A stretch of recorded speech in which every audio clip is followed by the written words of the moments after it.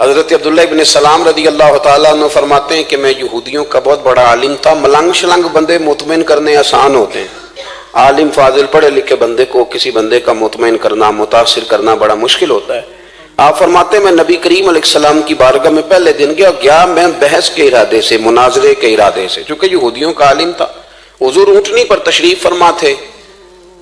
او یارو، محنت کر کے جو میک اپ کر کے چہرہ بنایا جاتا ہے اس کے اندر حسن تو کئی دفعہ ہوتا ہے پر جاذبیت نہیں ہوتی، لیکن جس بابے نے کبھی میک اپ نہ کیا ہو لیکن وضو ذرا طریقے سے کرے روز، تو رنگ گورا نہ بھی ہو تو لوگ کئی دفعہ یہ نہیں کہتے رنگ گورا ہے، بلکہ لوگ کہتے ہیں چہرہ نورانی ہے۔ اب میں اس پر میں کچھ کلام کر سکتا ہوں کہ گورے اور نورانی چہرے میں بھی فرق ہوتا ہے۔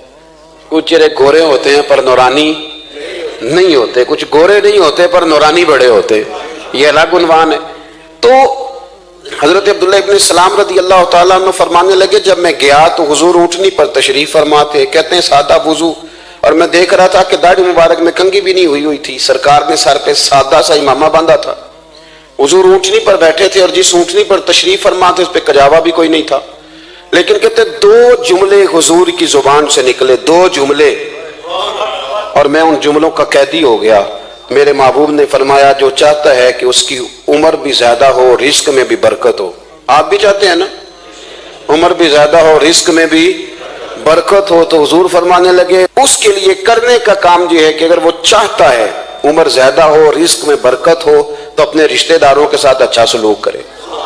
یہ حدیث اگرچہ اپنے انہی الفاظ کے ساتھ مشکات میں موجود ہے، لیکن وہاں حضرت عبداللہ ابن سلام رضی اللہ تعالیٰ عنہ کہتے ہیں کہ وہ کیا مٹھاس تھی لفظوں میں، جملے تھوڑے تھے، بات میں گہرائی بہت زیادہ تھی۔ میں آیا تھا بحث کرنے اور میں آگے بڑھا، حضور کا دست مبارک تھاما اور میں نے عرض کی یا رسول اللہ مجھے کلمہ پڑھا دے، میں مسلمان ہونا چاہتا ہوں۔ ہمارے ہاں لوگ سمجھتے ہیں کہ بہت زیادہ فلسفہ بیان کرنے والا شاعر کوئی بڑا پڑھا لکھا بندہ ہوتا ہے، یہ جی نفسیات کا بڑا ماہر ہے جی، اس نے کئی ماسٹر کیے ہوئے ہیں، ایم فل کیا، پی ایچ ڈی کیا۔ خدا کے بندے، نفسیات کا ماہر وہ ہوتا ہے جو سامنے والے کی عقل کے مطابق بات کرنا جانتا ہے، اور اگر تم کہے جی میری بات ہی بڑی مشکل ہے میں کس کو سمجھاؤں، تو آپ یہ پڑھے لکھے نہیں ہیں، آپ ابھی سمجھدار نہیں ہوئے۔ کلم الناس علی قدر عقولہم، اگر آپ پڑھے لکھے ہوتے تو لوگ آپ کی بات سمجھتے۔ میرے رسول کریم نے کبھی کوئی مشکل بات نہیں کی، کبھی کوئی فلسفہ نہیں بیان کیا، بلکہ تیری نگاہ ناز سے دونوں ہی مراد پا گئے، عقل غیاب جستجو، عشق حضور و اضطراب۔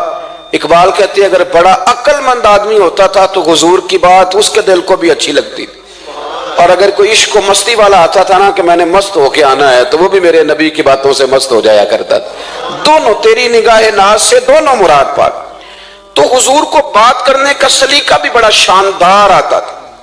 حضرت عائشہ صدیقہ رضی اللہ تعالیٰ عنہ فرماتی ہیں کہ نبی کریم صلی اللہ علیہ وسلم جب بات کرتے تھے تو اتنی دھیمی کرتے تھے، اتنی دھیرے میں کرتے تھے، میں تو چھوٹا آدمی ہوں، کسی بڑے بندے کو نصیحت بھی نہیں کر سکتا، ورنہ میں علماء سے تو نہیں لیکن جو طالب علم ہیں جن کا خیال ہے کہ شاید اور میرے پاس کچھ سیکھنے آئے ہوئے ہیں مدرسے کے، تو میں ان سے کہتا ہوں کہ وہ کیا خطابت ہوئی جس میں سامنے والے کو سمجھ ہی نہیں آئی آپ نے کیا کہا ہے۔ آپ اتنے جوش میں چلے گئے، کہتا جی وہ میرا عشق بڑا جوان تھا، تو میں نے کہا آپ کا عشق زیادہ جوان تھا، رسول پاک کی سنت سے آگے نکل گیا ہے۔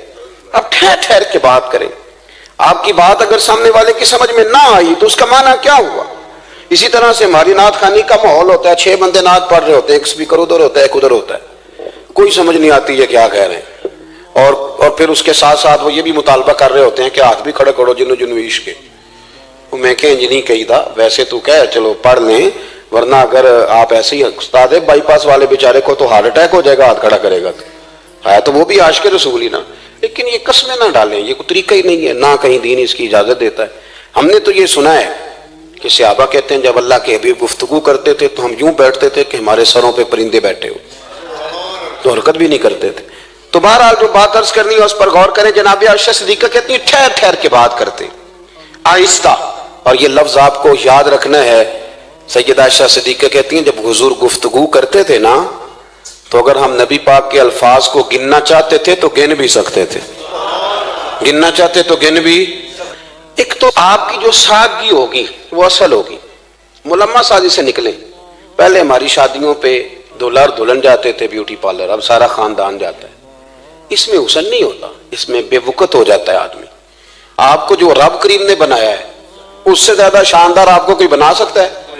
الذی خلقک فسواک فعدلک فی ای صورت ما شاء رکبک۔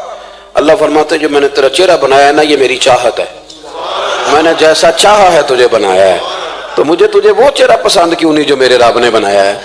یہ چاہت ہے الذی خلقک کا، جس نے تمہیں پیدا کیا، فسواک فعدلک، پھر ہموار کیا، پھر برابر کیا، اور فی ای صورت ما شاء رکبک، پھر جس صورت میں اس نے چاہا تجھے ترکیب کیا۔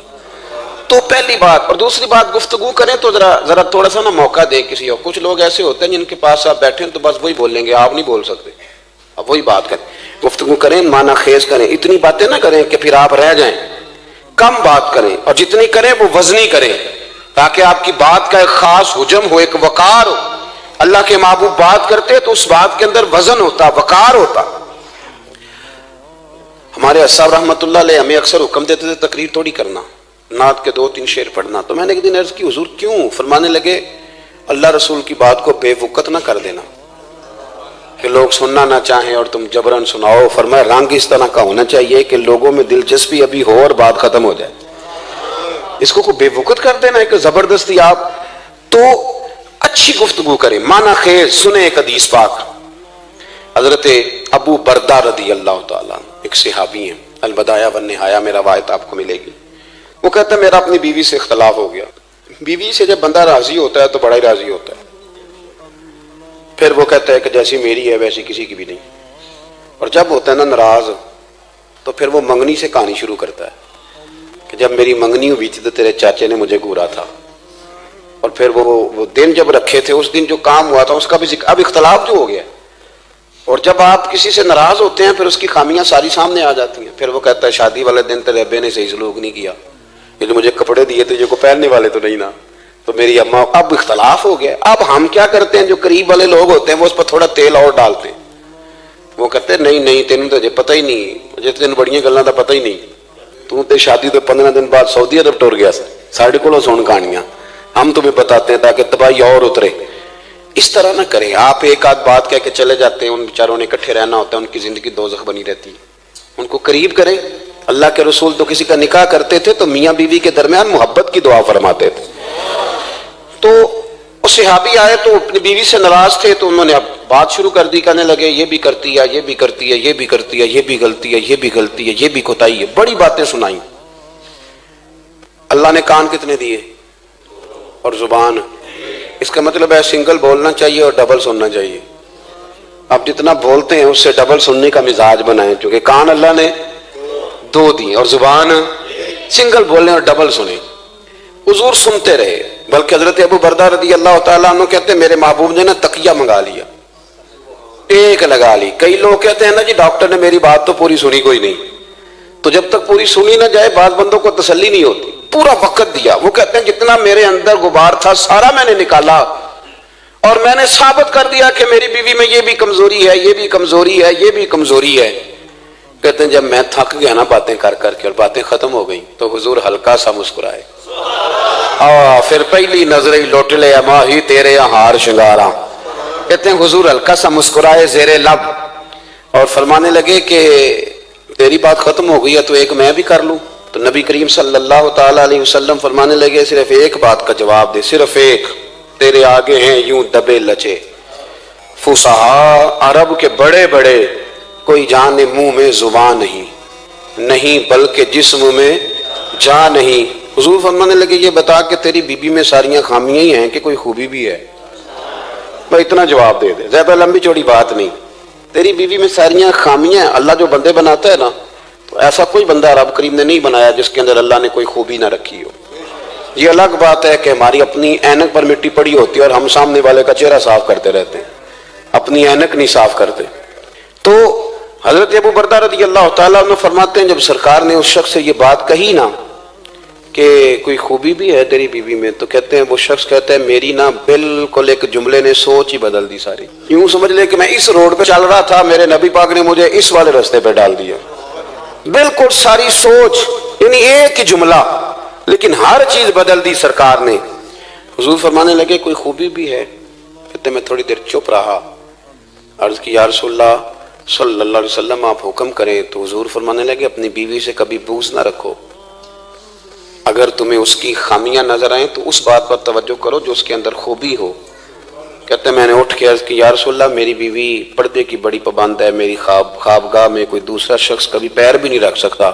تو فرمایا جا پھر گھر جا کے بس جو سب سے اعلیٰ خوبی تھی وہ تو اللہ نے تیری بیوی کو عطا کی ہوئی ہے، گھر بسا۔ تو ایک تو سرکار کی ظاہری جو اللہ نے آپ کو حسن و جمال دیا تھا وہ بے مثل تھا، گفتگو کا جو ڈھب اور سلیقہ دیا تھا وہ بے مثل اور بے مثال تھا، اور پھر جو حضور کی ادائیں تھی نا، کانا خلقہ القرآن۔ حضرت عائشہ صدیقہ کہتی ہیں میرے محبوب کے اخلاق دیکھنے ہو تو قرآن پڑھو، جن اخلاق کا قرآن درس دیتا ہے وہ عملی طور پر سارے مدینے والے محبوب میں پائے جاتے تھے۔ جو سب سے بہترین عادت تھی نا، بہترین ترین عادت، وہ اللہ نے میرے رسول کریم کو عطا فرمائی۔ ہمارا نا اب ایک مزاج بن گیا ہے، ہمارے بعض لوگ بڑے فخر سے بتاتے ہیں کہ جی مسواک سنت ہے، اب تو سائنس بھی مان گئی ہے کہ مسواک کریں گے تو آپ کے وجود کے اندر جو منہ میں فالتو مادے ہوں گے جراثیم وہ مر جائیں گے، اب سائنس بھی مان گئی ہے۔ مجھے کبھی کبھی اس لفظ سے بڑی تکلیف ہوتی ہے، میں کہتا ہوں کہ سائنس اگر نہ مانے تو ہمیں کوئی اس پہ فرق پڑتا ہے؟ نہ مانے سائنس، ہمیں کیا لینا دینا سائنس سے؟ سائنس تو کبھی کچھ کہتی ہے پھر کبھی کچھ اور کہنے لگ جاتی، سائنس کا کیا ہے؟ سائنس کو منوانا ہماری ڈیوٹی۔ اس طرح کا دین نہ بناؤ کہ معاذ اللہ دین کو سائنس کا غلام کر دو۔ سائنس کل بھی رسول اللہ کی غلام تھی، آج بھی میرے نبی پاک کی غلام ہے۔